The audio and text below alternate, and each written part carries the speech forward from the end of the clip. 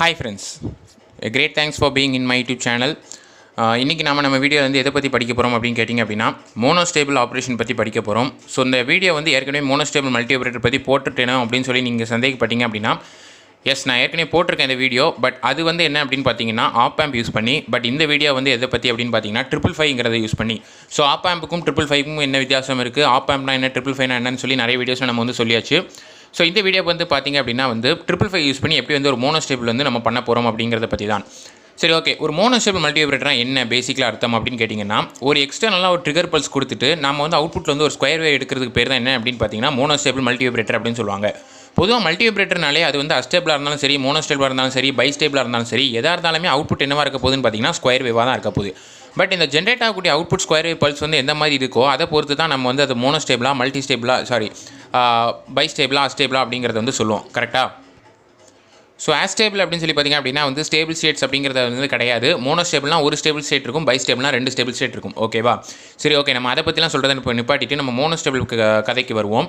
So மோனோஸ்டேபிளோட 555 circuit வந்து பார்க்குறீங்க. So இதான் வந்து என்ன அப்படின்னு பார்த்தீங்கன்னா பின் டயக்ராம். ஸோ பின் டயக்ராம் எப்படி இருக்கும் அப்படின்னு பார்த்தீங்கன்னா எப்போதும் போல் நம்பர் 1லேருந்து 8 வரைக்கும் நம்பர் ஆஃப் பின்ஸ் இருக்கும். ஸோ எங்கெங்கே வந்து என்னென்ன மாதிரி கொடுக்கணும் அப்படிங்கிறது வந்து நான் வந்து ரெப்ரசென்ட் பண்ணியிருக்கேன். ஸோ இதை எப்படி கொடுக்கணுங்கிறதையும் வந்து நிறைய தடவை நிறைய வீடியோஸில் வந்து நம்ம சொல்லியாச்சு. ஸோ இதில் வந்து ஒரு சின்ன வித்தியாசம் இருக்குது. என்ன அப்படின்னு சொல்லி கேட்டிங்க அப்படின்னா, இந்த 555 பொறுத்த வரைக்கும் நமக்கு வந்து இந்த ஒரு சின்ன பின் டயக்ராம் மட்டும் பார்த்தாது, ஒரு ஃபங்க்ஷனல் டயக்ராம் வந்து வேணும். ஸோ அந்த ஃபங்க்ஷனல் டயக்ராம் நான் ஏற்கனவே வந்து பேசிக் 555 வீடியோவில் வந்து சொல்லியிருந்தேன். பட் அதே ஒரு டயக்ராம் வச்சு தான் நான் இப்போவும் இதை வந்து எக்ஸ்பிளைன் பண்ண போகிறேன். ஸோ அது இல்லாமல் இதை வந்து நம்மளால் வந்து புரிஞ்சிக்க முடியாது. சரி, வாங்க அதில் வச்சு நான் இது என்ன அப்படிங்கிறத வந்து சொல்கிறேன். ஸோ இதுதான் வந்து என்னென்னு பார்த்தீங்கன்னா ஆக்சுவலாக வந்து ஒரு functional diagram of basic 555 IC. So இந்த டயக்ராம் வந்து என்ன ரெப்ரசென்ட் பண்ணுது அப்படின்னு சொல்லி கேட்டிங்க அப்படின்னா, இது வந்து என்ன இருக்குன்னா 2 கம்பேரேட்டர் வந்து மெயினாக இருக்கும். Upper comparator, lower comparator. So இதோட ஆப்ரேஷன் பற்றி வீடியோவில் நான் சொல்லியிருக்கேன் 555 வீடியோவில். ஸோ அதை வந்து இந்த வீடியோ வந்து எந்த பிளேலிஸ்ட்டில் இருக்கோ அதில் செக் பண்ணி பாருங்கள். அப்படி இல்லை அப்படின்னா அதோட லிங்க் வந்து டிஸ்கிரிப்ஷனில் நான் கொடுத்துருக்கேன். அதில் போய் பார்த்துட்டு அதுக்கப்புறம் அந்த வீடியோ பார்த்தீங்கன்னா உங்களுக்கு கிளியராக புரியும். ஓகேவா?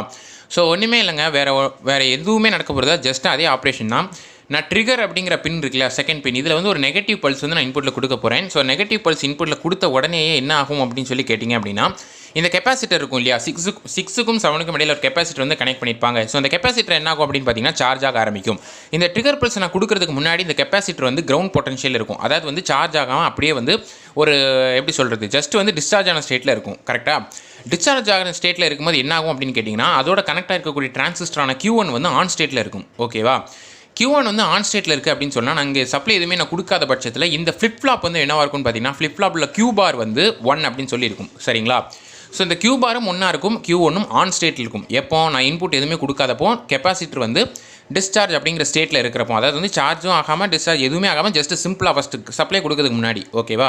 அப்படிப்பட்ட ஸ்டேட்டில் என்ன ஆகும் அப்படின்னு பார்த்தீங்கன்னா, இதோட அவுட்புட் 1 இருக்கிறதுனால இதோட டோட்டல் அவுட்புட், ஃப்ளிப் ஃப்ளாப்போட அவுட்புட் வந்து 1 இருக்கிறதுனால நாம் எதிர்பார்க்கக்கூடிய இந்த பவர் ஆம்பிளிஃபையரோட அவுட்புட் என்னவாக இருக்கும்னு பார்த்தீங்கன்னா 0 இருக்கும் அப்படிங்கிறத தெரிஞ்சுக்கோங்க. ஸோ இதுலேருந்து என்ன தெரியுது, ஒரு பவர் ஆம்பிளிஃபையர் வந்து இன்வெர்ட்டராக ஆட் ஆகுங்கிறது நமக்கு தெரியுது. Digital inverter. கரெக்டாக? ஏன்னா இங்கே வந்து Q பார் வந்து 1 இருந்துச்சுன்னா அவுட்புட் வந்து 0 இருக்கும். சரிங்களா? ஸோ அவுட்புட் வந்து ஃபர்ஸ்ட் வந்து லோ ஸ்டேட்டில் இருக்குது. இப்போ நான் அந்த ட்ரிகர் பல்ஸ், இந்த நெகட்டிவ் ட்ரிகர் பல்ஸை கொடுத்ததுக்கப்புறம் என்ன ஆகும் அப்படின்னு பார்த்தீங்கன்னா, இந்த கெப்பாசிட்டர் 6க்கும் 7க்கும் இடையில் ஒரு கெப்பாசிட்டர் கனெக்ட் பண்ணியிருப்பாங்க. அதை வந்து நான் பின் டயக்ராமில் காமிச்சிருக்கேன். ஸோ அதாவது வந்து அது சார்ஜ் ஆகும். அது சார்ஜ் ஆன உடனே என்ன ஆகும் அப்படின்னு பார்த்தீங்க அப்படின்னா, இந்த Q1 அப்படிங்கிறது வந்து ஆஃப் ஸ்டேட்டுக்கு போயிடும். சரிங்களா? Q1 வந்து ஆஃப் ஸ்டேட்டுக்கு போனோன்னே என்ன ஆகும் அப்படின்னு பார்த்தீங்கன்னா, கொஞ்சம் கொஞ்சமாக அந்த கெப்பாசிட்டர் வந்து 2/3 VCC, அதாவது வந்து இந்த இருக்குது இல்லையா, இது வந்து 1/3 VCC, இது வந்து 2/3 VCC. இந்த 2/3 VCCயை நோக்கி வந்து சார்ஜ் ஆக ஆரம்பிக்கும். இந்த கெப்பாசிட்டர் சார்ஜ் ஆகிற வரைக்கும் நமக்கு என்ன ஆகும்னு பார்த்தீங்கன்னா, அவுட்புட்டில் ஒரு ஸ்கொயர் வேவ் அப்படிங்கிறது பார்த்தீங்கன்னா பாசிட்டிவ் பல்ஸ் அப்படிங்கிற ஒரு இது வந்து கிரியேட் ஆகும். சரிங்களா? அதாவது வந்து நான் என்ன சொல்ல வரேன் அப்படின்னா, இப்போ இந்த சர்க்யூட் வந்து உங்களுக்கு புரிஞ்சிருக்கும்னு நினைக்கிறேன். ஸோ நான் ட்ரிகர் பல்ஸ் கொடுத்தது வச்சது எல்லாத்தையுமே நான் வந்து சொல்லிட்டேன். சரிங்களா? ஸோ இப்போ நம்ம பழையபடி இந்த டயக்ராம் நம்ம வந்து வந்துடலாம். ஸோ நான் சொன்ன 6-7 இடையில கெப்பாசிட்டர் கனெக்ட் ஆகிருக்கும்னா காமனாக தான் இருக்குது. இதுதான் அந்த கெப்பாசிட்டர். இந்த ரெசிஸ்டர் வழியாக என்ன ஆகும் அப்படின்னு பார்த்தீங்கன்னா சார்ஜ் ஆகாமல் இருக்கும். அதாவது வந்து டைமிங் அப்படிங்கிற ஒரு கான்செப்ட். கரெக்டாக? ஸோ அதுபடி என்ன ஆகும் அப்படின்னு பார்த்தீங்கன்னா, டைமிங் கெப்பாசிட்டர் வந்து சார்ஜ் ஆகிட்டே இருக்கும். இந்த பார்த்தீங்களா, இந்த ட்ரிகர் பல்ஸ் கொடுத்தோன்னே என்ன ஆகும்னு பார்த்தீங்கன்னா அப்படியே கொஞ்சம் வந்து சார்ஜ் ஆகிட்டு இருக்கும். 2/3 VCC நோக்கி போக ஆரம்பிக்கும். ஏன்னா கம்பேரேட்டர் வேலை என்ன, கம்பேரேட்டர் யூஸ் பண்ணி தான் ஆக்சுவலாக மல்டிவைப்ரேட்டர் வந்து ஒர்க் ஆகிட்டு இருக்கு. சரிங்களா? ஸோ கம்பேரேட்டரோட வேலை என்னென்னா எந்த அளவுக்கு வந்து ரேஞ்சுக்கு போகுதுங்கிறத பொறுத்து அதோட அவுட்புட் கொடுக்குறது தான் வந்து கம்பேரேட்டரோட வேலை. ஸோ 2/3 VCCயை விட கொஞ்சம் இந்த கெப்பாசிட்டர் அதிகமான என்ன ஆகும்னு பார்த்தீங்கன்னா அவுட்புட் பல்ஸ் அப்படிங்கிறது வந்து மறுபடியும் வந்து கிரவுண்ட் பொட்டன்ஷியலுக்கு வந்துடும். ஆக்சுவலாக நான் என்ன சொல்ல வரேன் அப்படின்னா 1/3 VCC இந்த ஒரு நெகட்டிவ் ட்ரிகர் பல்ஸ் நான் கொடுத்தோன்னே என்ன ஆகும்னு பார்த்தீங்கன்னா இந்த 1/3 VCC அதுக்கப்புறம் வந்து சார்ஜ் ஆகக்கூடிய கெப்பாசிட்டருங்கிறத வந்து 2/3 VCC நோக்கி போக ஆரம்பிக்கும். 2/3 VCC அடைகிற வரைக்கும் என்ன ஆகும்னு பார்த்தீங்கன்னா நமக்கு அவுட்புட் பல்ஸ் வந்து பாசிட்டிவ் ட்ரிகரிங்கில் வந்து பாசிட்டிவ் வேவ் ஃபார்ம் வந்து அவுட்புட்டில் கிடச்சிட்ருக்கும். எப்போ 0லேருந்து இப்படி போயிட்டுருக்கும். எப்போ இது 2/3 VCCயோட ஈக்குவல் ஆகுதோ அல்லது கொஞ்சம் அதிகமாகுதோ அப்போ என்ன ஆகும் அப்படின்னு பார்த்தீங்கன்னா சடனாக இது வந்து கிரவுண்ட் பொட்டன்ஷியலுக்கு வந்துடும். ஸோ இப்படி தான் என்ன ஆகுது அப்படின்னு பார்த்தீங்க அப்படின்னா ஒரு மோனோஸ்டேபிள் மல்டிவைப்ரேட்டர் வந்து 555 டைமரை யூஸ் பண்ணி ஆப்ரேட் ஆகிட்டு இருக்குங்கிறத தெரிஞ்சுக்கோங்க. ஸோ இது வந்து நம்ம பேசிக்கலாக எங்கெங்கே யூஸ் பண்ணுவோங்கிறது நமக்கு எல்லாமே தெரியும். ஸோ ஆசிலேஷன்ஸ் ப்ரொடியூஸ் பண்ணுறதா இருக்கட்டும் அல்லது வந்து எங்கே வேணாலும் நம்ம இந்த 555 டைமரை வந்து ஆப்பம்பை கம்பேர் பண்ணும்போது ரொம்ப அட்வான்டேஜஸான ப்ராசஸாக வந்து யூஸ் பண்ணிக்கலாங்கிறத தெரிஞ்சுக்கோங்க. ஸோ இதில் வந்து இன்னொரு விஷயம் இருக்குது. என்ன அப்படின்னு சொல்லி பார்த்தீங்க அப்படின்னா இப்போது ஒரு ரீசெட் பின்னு ஒன்று இருக்குது இல்லையா, அதில் மேலே இந்த ரீசெட் பின் வழியாக நான் ஒரு நெகட்டிவ் ட்ரிகர் பல்ஸ் நான் எக்ஸ்ட்ராவாக நான் கொடுத்தேன் அப்படின்னு சொன்னால் என்ன ஆகும் அப்படின்னு கேட்டிங்க அப்படின்னா இந்த ட்ரிகர் பல்ஸ் நான் எங்கே கொடுக்கணும் அந்த இடத்துல கரெக்டாக வந்து இந்த அவுட்புட் வந்து கிரவுண்ட் பொட்டன்ஷியலுக்கு வந்துடும். அதாவது வந்து 2/3 VCC நோக்கி கெப்பாசிட்டர் போகணுங்கிற அவசியம் இல்லை. ரெண்டாவது trigger pulse negative trigger pulse வந்து ரீசெட் பின் வழியாக, சரிங்களா, நார்மலாக கொடுக்குற இன்புட் பின் இல்லை, ரீசெட் வழியாக கொடுத்தீங்க அப்படின்னா அந்த இடம் எப்போ கொடுக்கீங்களோ கரெக்டாக அந்த இடத்தோட அந்த அவுட்புட் வந்து ட்ராப் ஆகிடுங்கிறத தெரிஞ்சுக்கோங்க. ஸோ அதோட வித்து வந்து ஜஸ்ட் ரெடியூஸ் ஆகுங்கிறதையும் தெரிஞ்சுக்கோங்க.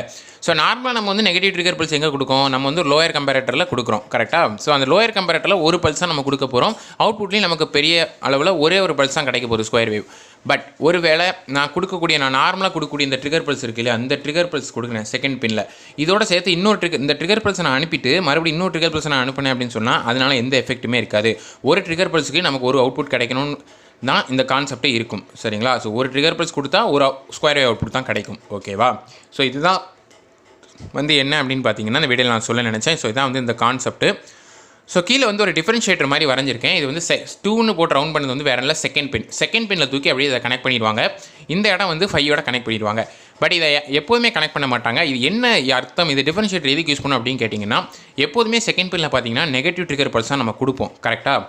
ஒருவேளை இந்த நெகட்டிவ் ட்ரிகர் பல்ஸ் இல்லாமல் ஒருவேளை பாசிட்டிவ் ட்ரிகர் பல்ஸ் மாதிரி ஏதாவது ஒருவேளை தெரியாதனமாக ஏதாவது இன்வால்வ் ஆயிடுச்சு அப்படின்னு சொன்னால் இந்த டிஃபரன்ஷியேட்டர் என்ன பண்ணணும்னு பார்த்தீங்கன்னா அந்த பாசிட்டிவ் பல்ஸ் எல்லாமே வந்து ஸ்பைக்காக மாற்றிடும், கரெக்டாக. டிஃபரன்ஷியேட்டரோட அவுட்புட் வந்து அதான் ஸ்பைக் தான் ஃபார்ம் ஆகும். 0.7 வோல்ட் அப்படிங்கிற ரேட்டிங்கில் இருக்கும் ஸ்பைக் அப்படிங்கிறது. அந்த ரேட்டிங்கில் இருக்கிறதுனால என்ன ஆகும் அப்படின்னு பார்த்தீங்கன்னா நாம் எப்போதுமே வந்து அந்த கெப்பாசிட்டர் சார்ஜ் ஆகக்கூடிய அந்த டயோடோட லெவலை நம்ம அதான் சொல்லுவோம், டயோட கண்டக்டிங் லெவல் வந்து 0.7 வோல்ட், கரெக்டாக. ஸோ அந்த லெவலுக்கு வந்து நம்மளை கொண்டு போயிடும் கெப்பாசிட்டர் சார்ஜிங் அப்படிங்கிறத. ஸோ அதனால் வந்து நம்ம இது வந்து நார்மல் ஆப்ரேஷன் அப்படிங்கிறதுக்குள்ளே கொண்டு வந்துக்கலாங்கிறத சொல்கிறாங்கிறதையும் தெரிஞ்சுக்கோங்க. ஸோ இதுதான் வந்து என்னென்னு பார்த்தீங்கன்னா இந்த வீடியோவில் நான் சொல்ல நினச்சேன். ஸோ அண்ட் ஆல்சோ வந்து பின்னாடி பார்த்தீங்க அப்படின்னா இதோட ஈக்குவேஷன்ஸ் எல்லாமே இருக்குது. ஸோ டோட்டலாக வந்து டைம் பீரியட் என்ன ஆகும்னு பார்த்தீங்கன்னா 1.1 RC அப்படின்னு சொல்லி வரும். ஸோ இது எல்லாமே பார்த்தீங்கன்னா வந்து இதோட ஈக்குவேஷன் சப்ஸ்டியூஷன். கெப்பாசிட்டர் வோல்டேஜ் வந்து இதான் வந்து நார்மலாக டிரான்சியன்ட் ரெஸ்பான்ஸ்னால வரக்கூடிய வோல்டேஜ். அண்ட் இது வந்து கெப்பாசிட்டரோட வோல்டேஜ் 2/3 VCC வரைக்கும் சார்ஜ் ஆகும். இதோட அப்ளிகேஷன் எங்கே இருக்குன்னு பார்த்தீங்கன்னா missing pulse detector, pulse width modulation, linear ramp generator. Linear ramp ஜென்ரேட்டர்னா ரேம்ப் சிக்னல் மாதிரி ஜென்ரேட் பண்ணுறதுக்கு, பல்ஸ் வித் மாடுலேஷன்னா வித்தை மாடுலேட் பண்ணுறதுக்கு. இப்போ நான் சொன்னேன்ல ரீசெட்டில் எக்ஸ்ட்ராவாக ஒரு நெகட்டிவ் பின் ட்ரிகர் கொடுத்தா எப்படி பல்ஸ் வந்து சடனாக வந்து குறைஞ்சிரும்னு சொல்லலாம், அந்த மாதிரி. அண்ட் மிஸ்ஸிங் பல்ஸ் டிடெக்டர்னா ஒரு பல்ஸ் இல்லாமல் போயிடுச்சுன்னா அந்த இடத்துல எந்த மாதிரி எவ்வளோ லெவலில் எந்த வித்தில் அந்த பல்ஸ் வரணுங்கிறத வந்து கண்டுபிடிக்கிறதா இருக்கட்டும், எல்லாத்துலேயுமே வந்து இது யூஸ் ஆகுங்கிறத தெரிஞ்சுக்கோங்க. ஸோ நாளைக்கு இதே மாதிரி இன்னொரு வீடியோவில் உங்களை சந்திக்கிறேன். அதுவரை உங்கள் டவுட்ஸை லீவ் பண்ணிட்டே இருங்க, உங்கள் சஜஷன்ஸ் வந்து சொல்லிட்டே இருங்க. So see you guys in the next video. Until then, see you guys. Take care, bye, cheers, and thank you for watching.